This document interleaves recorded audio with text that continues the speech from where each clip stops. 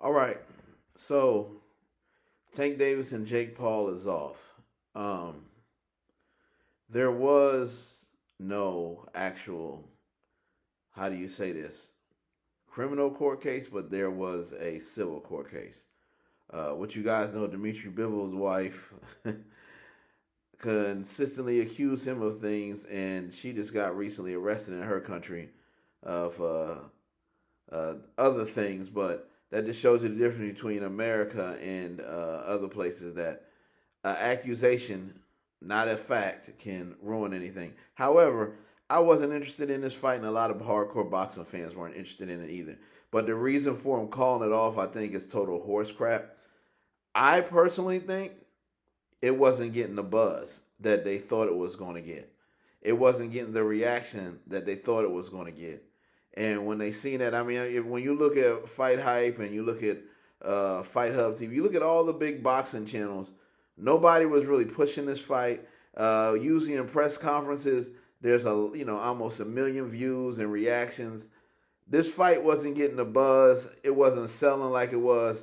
So I feel like they had to back out. We know there's plenty of times that there has been an accusation with an athlete or a sports star or a musician, and depending on the circumstances or politician, if it was enough money involved, they would ignore the accusation. This accusation became a big deal because Jake Paul figured out, I'm not going to make as much money as I thought I was going to make. So if I'm going to make this amount of money, I'd rather fight somebody else. That's just my personal opinion. Y'all let me know what y'all think. But I didn't get a big buzz for this fight.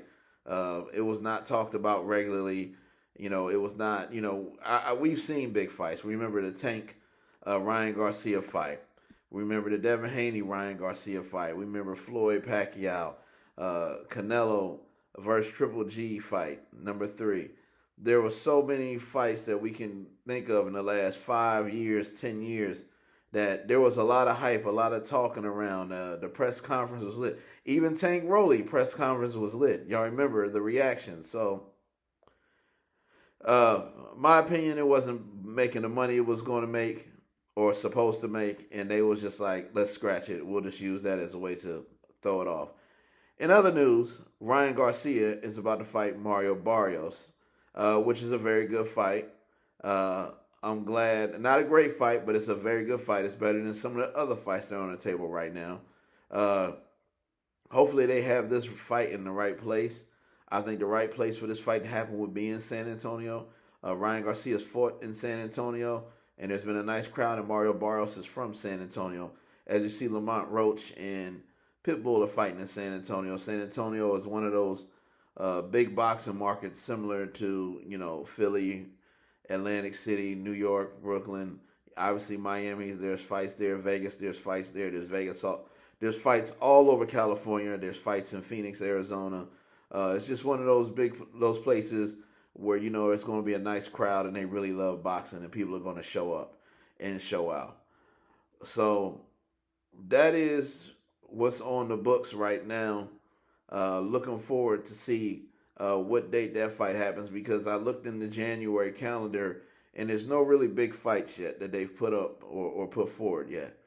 So I need a big fight in January. Once football season's over and playoffs take place and it's really just Super Bowl or college football championship, I'm ready for a big fight on Saturday night. But y'all let me know what y'all think. Peace. Have a good one.